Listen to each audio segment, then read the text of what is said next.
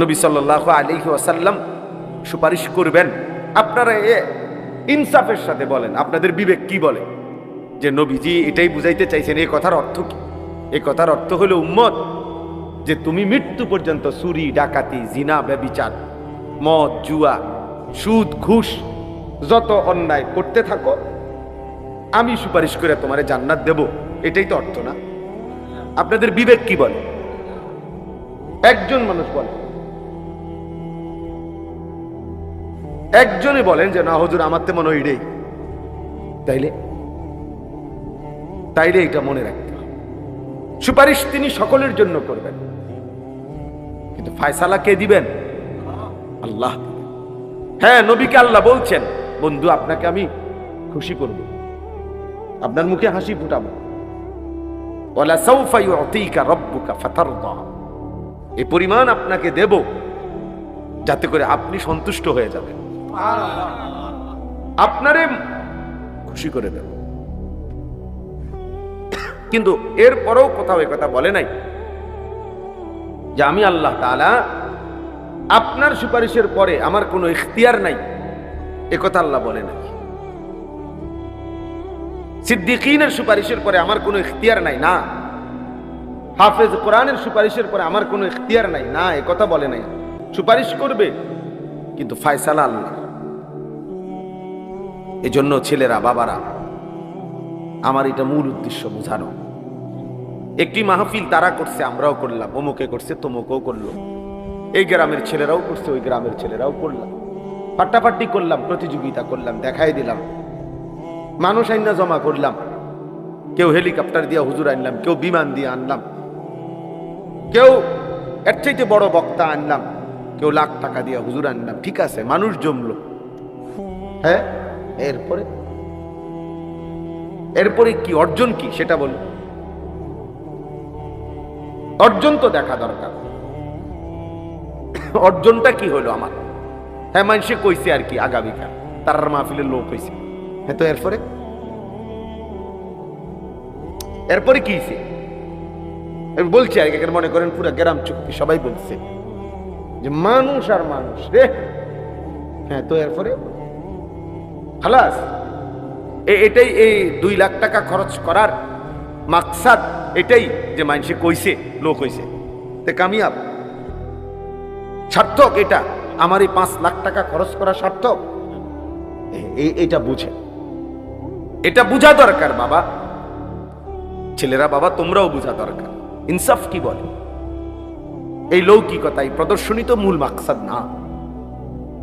এটা তো জনসভা না, এটা তো ইলেকশনের প্রস্তুতি না, এটা তো ভোটের জন্য মানুষের দিল তৈরি করা না, এটা তো আখিরাতের জন্য দিল তৈরি করা। তা আখিরাত অর্জন হবে তো সেজদার মাধ্যমে, আল্লাহর বন্দেগীর মাধ্যমে, রাসূলুল্লাহ সাল্লাল্লাহু আলাইহি ওয়াসাল্লামের সুন্নাতের অনুসরণের মাধ্যমে, নিজের জিন্দেগিটা সুন্দর করার মাধ্যমে। তো সেটা যদি কখনোই আমার জীবনে না আসে, আমি যদি 60 বছরও বিড়ি সিগারেট ছাড়তে পারলাম না, তো আমার মধ্যে দিন আসলো কি? 60 বছর বয়সেও যদি আপনি গালি ছাড়া কথা বলতে পারেন না, তো দিন কোথায় আসলো?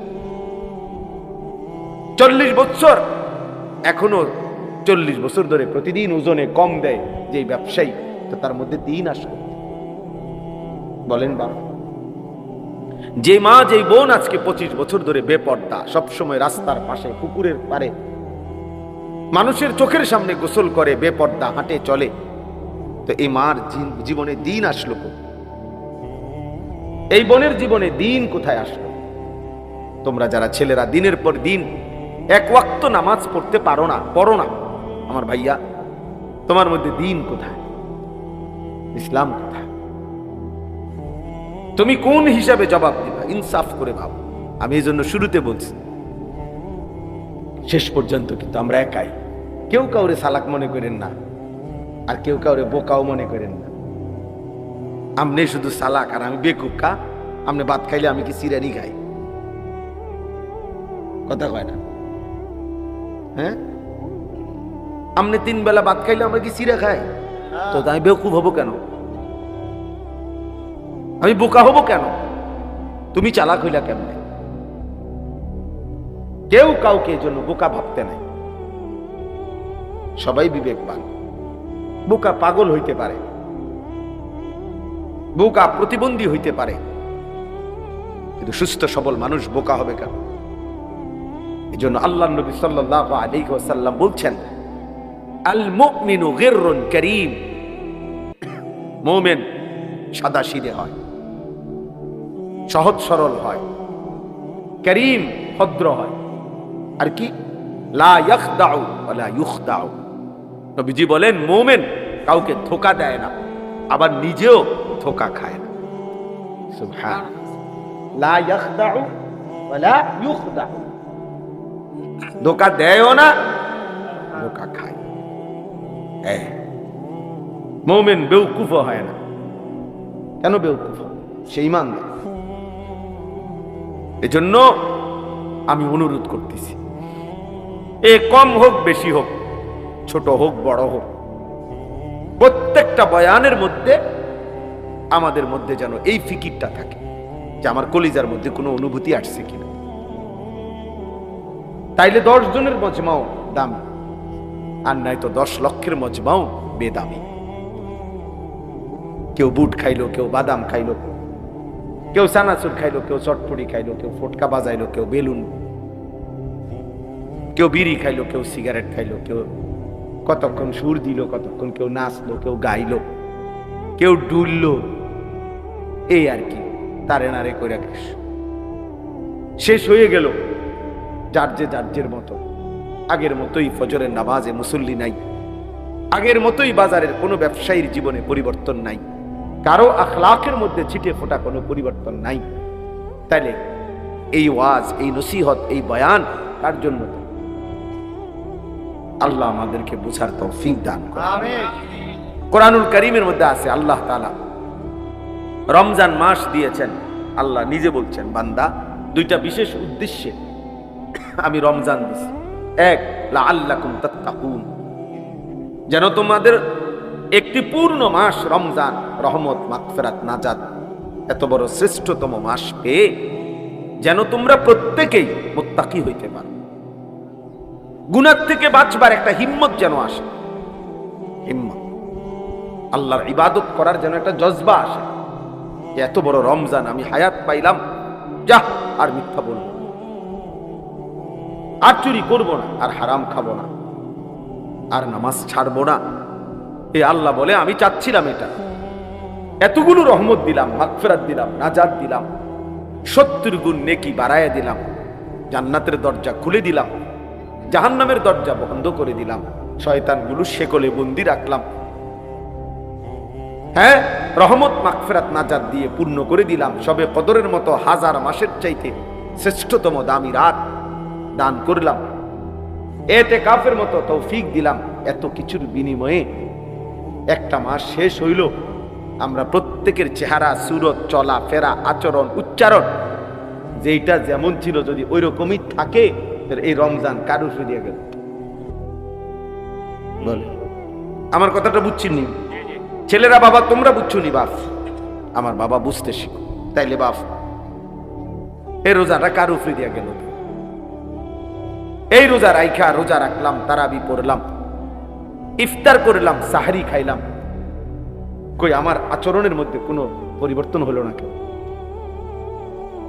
মান লাম ইয়াদা কাওলা যুর ওয়াল আমালা বিহি ফালাইসা লিল্লাহি হাজাতুন আন ইয়াদা তাআমাহু ওয়া শারাবা। নবীজি বলেন, মিথ্যা বলা, মিথ্যা আচরণ, মিথ্যা সাক্ষ্য, মিথ্যা যাবতীয় কাজ যে ছাড়তে পারলো না, এমন ব্যক্তির খাবার থেকে বিরত থাকা আর পানীয় থেকে বিরত থাকার কোনই প্রয়োজন আল্লাহর কাছে নাই। ফালাইসা লিল্লাহি হাজাতুন, আল্লাহর কাছে এর 2 পয়সার কোনো দাম নাই। নবীজি সাল্লাল্লাহু আলাইহি সাল্লাম বলছেন, আপনারা কত শুনছেন ওয়াজে, রমজানের শেষ দিন নবীজি মিম্বরের উপরে দাঁড়িয়ে আমিন বলছে 3 বার। শুনছেন না এই ওয়াজ? এটা কথা বলেন না, ইমাম সাহেবের কাছে শুনছেন না? তো এর মধ্যে জিব্রাইল বলছে নবীজিকে একটা কথা, হলো এই যে, ইয়া রাসূলুল্লাহ, রমজান যে পেল অথচ গুনাহ মাফ করাইতে পারলো না, আল্লাহ তাআলা আদখালাহুল্লাহুন নার, এমন নাফরমানকে আল্লাহ জান্নাত জাহান্নামে প্রবেশ করাবেন। ওয়া আবআদাহুল্লাহ, আল্লাহ তাআলা তার রহমের নজর থেকে তাকে দূরে সরিয়ে দেবেন। অভিশপ্ত ওই জীবন, ফেরেশতা যেন তার উপরে লানত দিছে যে তোর উপরে আল্লাহর লানত পড়ুক। রমজানের মতো এত বড় মাস পেয়েও তোর কোনো পরিবর্তন নাই, খোদার গজব পড়ুক তোর উপর, আল্লাহর লানত পড়ুক তোর উপরে, আল্লাহর লানত। এত বড় রমজান পেয়েও একটা মিথ্যা বলা ছাড়তে পারলি না নাফরমান, নতুন করে নামাজ পড়া শিখলি না নাফরমান। সামনে এখনো ফাঁকা ফাঁকা জায়গা আছে, ফাঁকা জায়গা পূর্ণ করে বসলে খুব নেকি, খুব নেকি।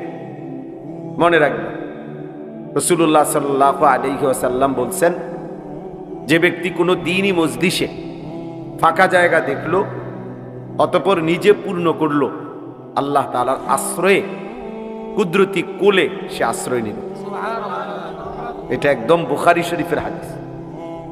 মান রাআ ফুরজাতান ফাজালাসা ফিহা ফাকাদ আওয়া ইলাল্লাহ। অনেক বড় ফজিলত। এজন্য ফাঁকা জায়গা দ্বীনি মাহফিলে, দ্বীনি মজমায় পূরণ করে বসা খুব নেকি। আরেকটা ছোট্ট অনুরোধ হলো, তোমরা ছেলেরা কেউ হাতে ধরা যে মোবাইল, এটি নামায় ফেলো, বন্ধ করে ফেলো। এমনি শোনো, আমি বললাম এই হাতে ধরে মোবাইল রেকর্ড করো না, ভিডিও করো না, এটা একদম বন্ধ করে দাও দোস্ত, আল্লাহর বাস্তে। আমরা মনোযোগ দিয়ে আল্লাহর কথা শুনি, অল্প একটু সময় আল্লাহর কথা যে যতটা মহব্বতের সাথে দিল থেকে শুনে, আল্লাহ তার জিন্দেগি বদলায়।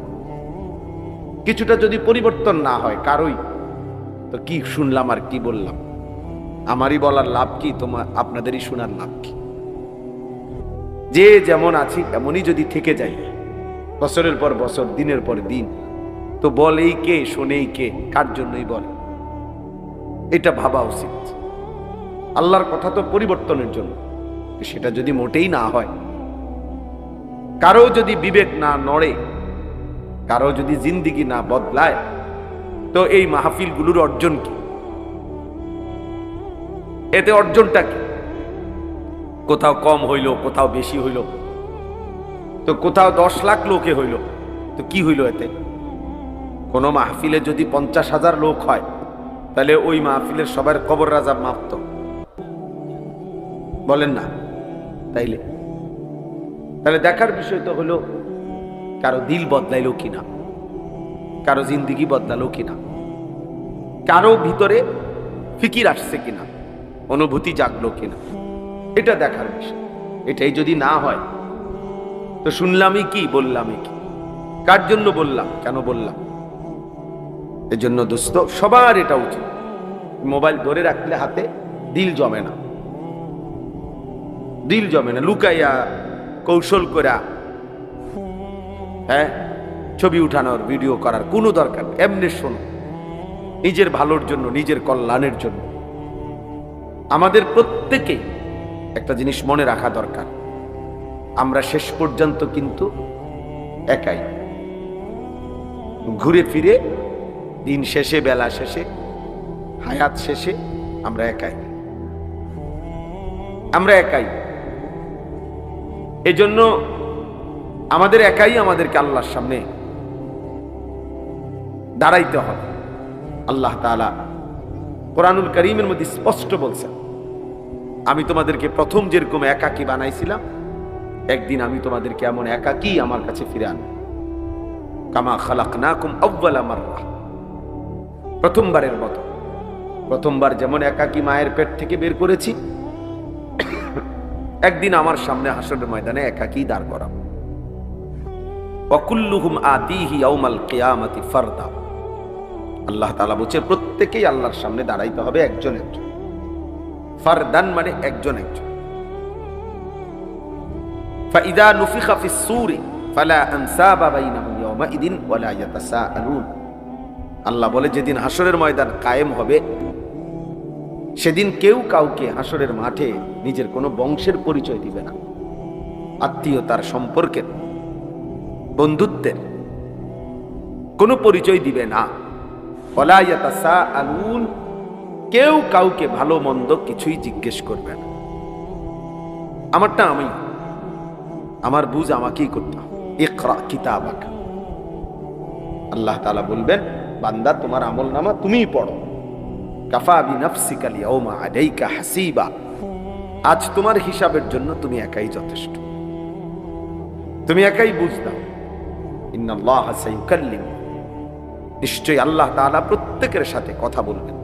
নবীজি বলছেন একজন একজন, এতটা একজন যে নবীজি বলছেন লাইসা বাইনাহু ওয়া বাইনাহু তারজুমান, আল্লাহর মাঝে আর বান্দার মাঝে একজন ফেরেশতাও থাকবে,